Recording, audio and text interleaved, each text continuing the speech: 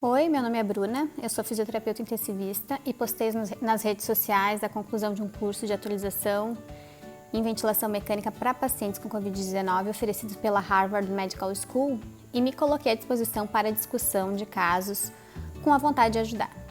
De acordo com as perguntas, senti a necessidade de compartilhar mais esse conhecimento tão importante para o enfrentamento dessa pandemia. Por isso, estou fazendo esse vídeo com uma explicação mais simples e resumida possível, tendo em vista que as perguntas vinham de profissionais que não têm muita experiência com ventilação mecânica, mas devido a essa pandemia estão tendo que estar na linha de frente no manejo desses pacientes. Eu espero sinceramente que esse vídeo ajude na atenção do seu paciente. Ele pode ser repetitivo para as pessoas que já estão na linha de frente desde o início da pandemia ou que já têm a formação para trabalhar com intensivismo, mas de qualquer forma compartilho esse meu conhecimento para os profissionais que assim necessitarem. Esse vídeo vai ser para o manejo específico de pacientes com Covid-19. Pacientes com Covid-19 como atenção principal ou como a queixa principal é a hipoxêmia, verificando no primeiro momento com saturações de 90% chegando até 60%. São pacientes que respondem bem à oxigênio-terapia, mas não da maneira como gostaríamos de ver.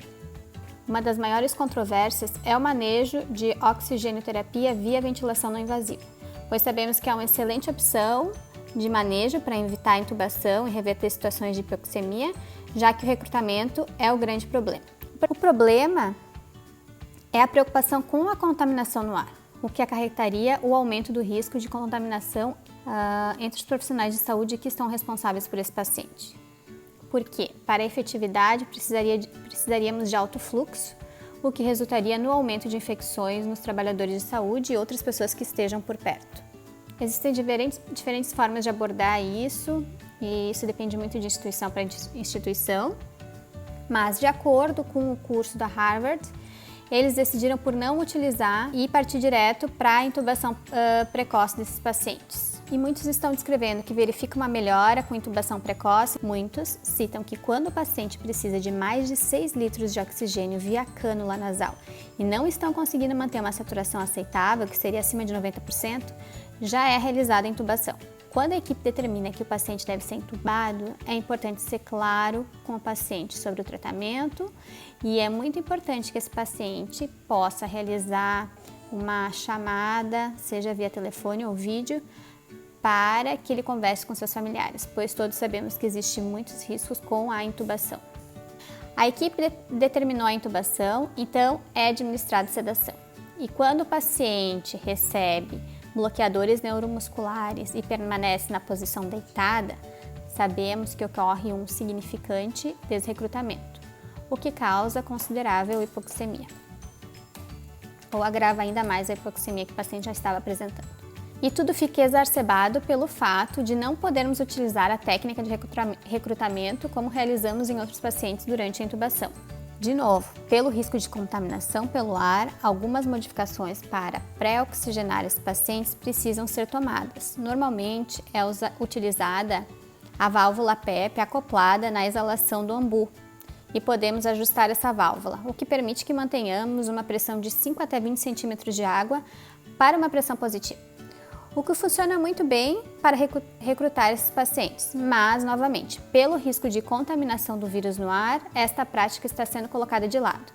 Está sendo colocado o paciente direto no ventilador, o que não tem parecido uma grande perda, já que muitas vezes, dependendo do conhecimento de quem recruta com a válvula PEP, pode estar causando lesões no pulmão do paciente. Mas sabemos que pode funcionar muito bem em intubação de outros pacientes. Na foto, parece o filtro depois do ATCO2. O ideal seria que estivesse direto em contato com o tubo do paciente. Colocar o paciente direto no ventilador é uma forma mais devagar e gradual para recrutar, mas também é uma forma mais segura, pois é possível monitorar as pressões aplicadas. A principal vantagem é evitar abrir o circuito do ventilador. E lembrando sempre que for abrir o circuito, deve estar utilizando a máscara N95 e sempre deve estar acoplado o filtro EPA entre o paciente e o ambu. O filtro é extremamente importante, para maximizar a proteção de todos que estão no leito. Para ventilar esses pacientes é o mesmo conceito de pacientes com ARDS, a síndrome respiratória aguda. Queremos manter um baixo tidal volume, entre 4 e 8 milímetros de peso predito. O ideal é começar com 6 milímetros por quilograma e ir alternando de acordo com a necessidade. Queremos o paciente com a menor pressão possível, então mantenha um platô menor do que 30 centímetros de água. Claro que na literatura é recomendado 27, mas para pacientes com Covid está sendo utilizado até 30. Os pacientes respondem bem quando se começa com um PIP. O mais recomendado é que inicie um PIP de 8 ou maior se for necessário. Quando for possível, sempre diminuir o FiO2. Devemos manter uma saturação de 90 a 95% nesses pacientes. A ventilação mecânica ela é basicamente separada em dois objetivos: providenciar assistência através da ventilação por minuto para remover o CO2, através de ajustes no respiratory rate e no tidal volume, que seria a frequência respiratória e a variação de volume, e providenciar o FiO2 e manter a pressão positiva no final da expiração para se manter a oxigenação. Lembrando que as alterações nos parâmetros dependem do que o respirador mecânico nos diz, podendo ser observadas alterações nas curvas de fluxo, volume e pressão, e principalmente levando em consideração a alteração dos gases através do sangue arterial. Quando o paciente apresenta alterações ventilatórias, que a gente pode verificar no pH e no CO2, então é importante ter uma atenção nas alterações que podem ser feitas na frequência ou na variação do volume, que é determinado de acordo com a altura e o sexo do paciente. Já as alterações na oxigenação podem ser ajustadas pelo FiO2 ou PIP. Lembre-se sempre que o risco de pressões muito elevadas pelo risco do parotrauma e nunca ultrapasse a pressão de platô mais do que 30 centímetros de água. Para a gente verificar a pressão de platô, basta apertar no botão da pausa inspiratória. Assim, a gente consegue distinguir resistência e elasticidade.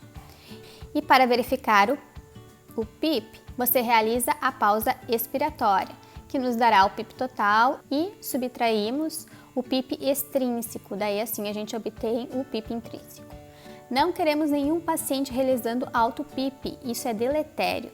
Muito importante sabermos os valores para monitorarmos. O PEP menor do que 10 centímetros, o PIP menor do que 35 centímetros de água, a pressão de platô menor do que 30. No volume minuto a gente tem que verificar a frequência, que o ideal é entre 10 e 18 incursões respiratórias por minuto, e o tidal volume entre 6 e 8 litros por quilograma predito. Dependendo da situação, até 4 litros por quilo. Uma dica aqui. Antes de administrar qualquer vasodilatador ou alguma alteração nos parâmetros do ventilador por uma alteração no PIP, é sempre importante realizar uma boa higiene brônquica, aspire esse paciente e verifique qual é a pressão de platô, tá? Daí sim tu vai saber diferenciar resistência e elasticidade, onde é que está o problema aí. E para pacientes com PIP intrínseco, verifique se ele está tendo tempo suficiente para realizar a expiração. Controlar o EA ratio e diminuir a frequência respiratória pode ser uma boa conduta aí para estar ajudando no time desse paciente.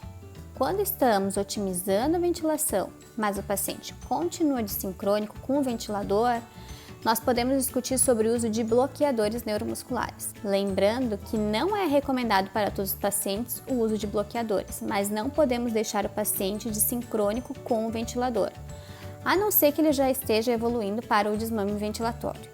Caso o paciente siga com hipoxemia, pode-se tentar a manobra de recrutamento. Muitos desses pacientes apresentam complacência razoável e estão aptos a serem recrutados com o aumento de sua oxigenação.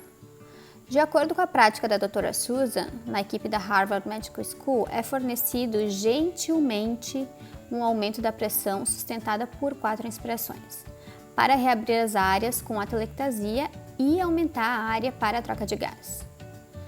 Olha como a gente pode ver aqui no gráfico que foi recomendado pela Dra. Susan, é aumentar de 2 a 3 centímetros o PIP a cada 4 inspirações. Esses pacientes também respondem bem à posição prono. Então, pronar esses pacientes quando eles apresentam um PF rating menor que 150 parece ser uma conduta apropriada. O valor menor no PO2, mesmo o paciente recebendo um considerável FA2, significa que mais severa a respiração está. E 150 é o número que significa que a respiração já está nesse estágio severo. Esses pacientes podem responder positivamente na posição prono. Lembrando sempre que pronar um paciente não é uma abordagem fácil. É necessário que a equipe toda esteja preparada e saiba exatamente como agir e realizar essa troca de decúbito. Muito importante ter uma pessoa responsável somente pelo tubo do paciente, para principalmente evitar que se desconecte com o ventilador. De novo, não queremos o vírus sendo exposto para evitar a contaminação das pessoas que estão no quarto, ok? A doutora Susan relata que não estão utilizando e não recomendam o uso de epoprostenol. Mesmo sendo efetivo como um vasodilatador pulmonar, a preocupação é na abertura frequente do circuito da ventilação mecânica invasiva, porque a premissa é abrir o circuito o menos possível, absolutamente. Evitar abrir o circuito. Ficou claro? O que ela recomenda é o uso do óxido nítrico se o paciente necessita de vasodilatadores. É observado que os pacientes com Covid-19 apresentam prolongado tempo em ventilação mecânica invasiva, em uma média de 14 dias. O que tem sido observado é que quando tenta-se diminuir o suporte ventilatório desses pacientes, mesmo que pareçam bem no modo assistido controlado, eles desrecrutam e deterioram precipitadamente, tendo que retornar para o volume controlado.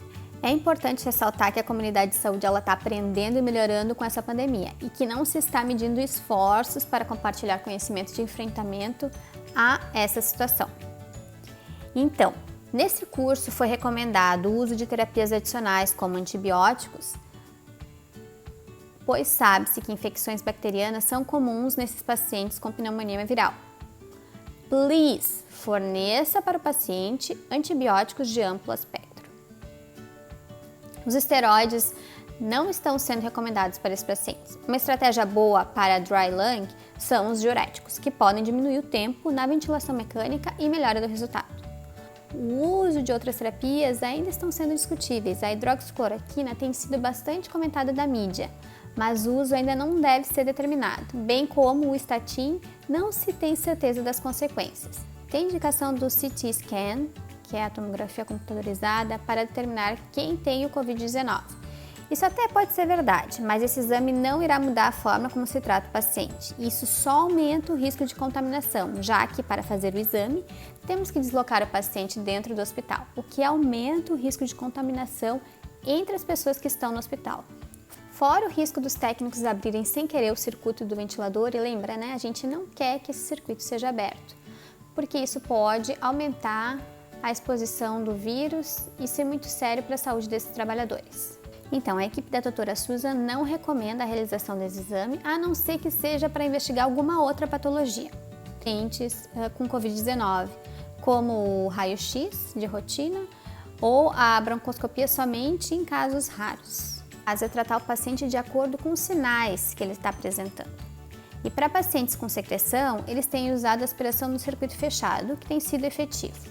Lembra que sempre que for aspirar o paciente, deve-se usar a máscara N95 e usar a aspiração de sistema fechado para prevenir a aerolização e contaminação do profissional.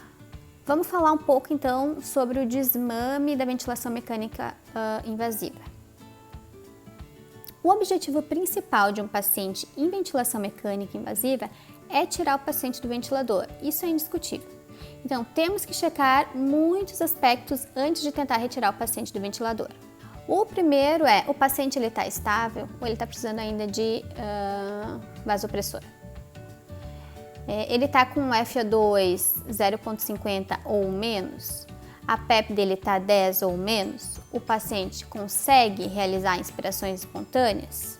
Se as respostas foram sim e foi discutido em equipe, então passa-se para a próxima parte, que é realizar o teste de 2 minutos, que consiste em diminuir a pressão de suporte e o PIP por 2 minutos e observar o paciente nesses 2 minutos. E claro, não vai deixar o paciente sozinho.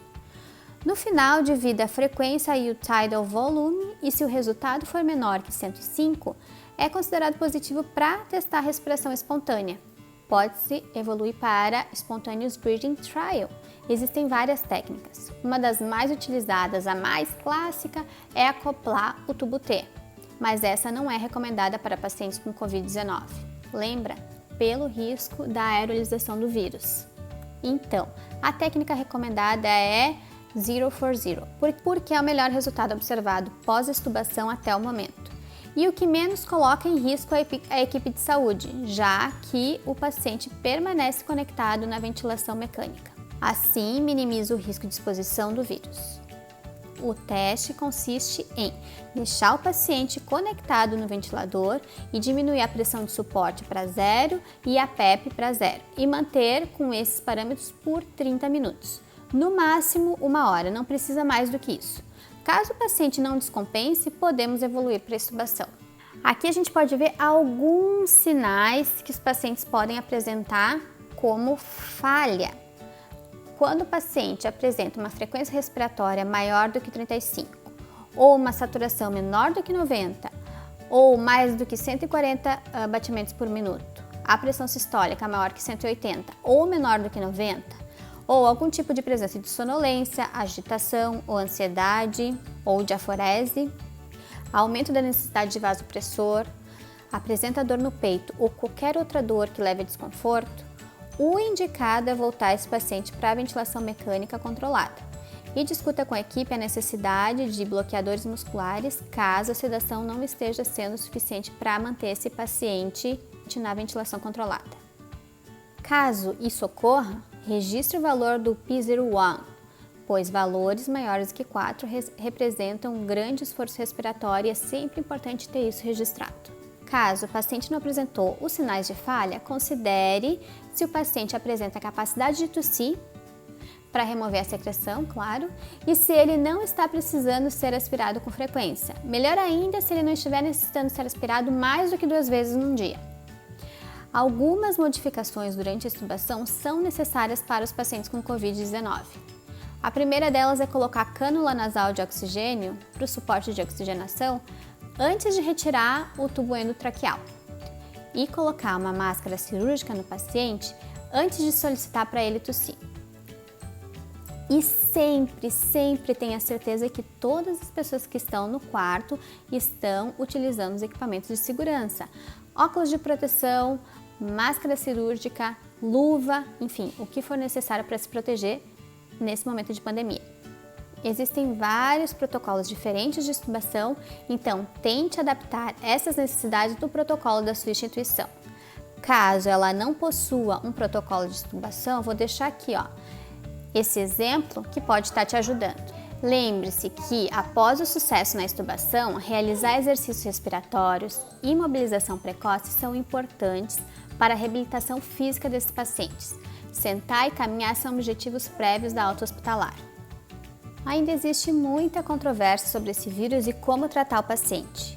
É importante se atentar aos sinais que podem mudar com a mínima alteração. Eu espero sinceramente que esse vídeo te ajude de alguma forma. E nunca hesite em pedir ajuda para um especialista. A gente não está em um momento de dificuldade com egos, ok, coleguinhas? Lembrando que este é um resumo do material apresentado na atualização realizada pela Harvard Medical School, com explicações atentas da doutora Susan Wilcox e do Dr. Thomas Piraino. Não existe nenhum tipo de interesse a não ser o de ajudar os profissionais de saúde que estão tendo que assumir a posição de frente no atendimento dos pacientes com Covid-19 e que não têm muita experiência com a ventilação mecânica invasiva. Eu espero, sinceramente, que esse vídeo ajude. Fico à disposição para discussões de casos. Um abraço!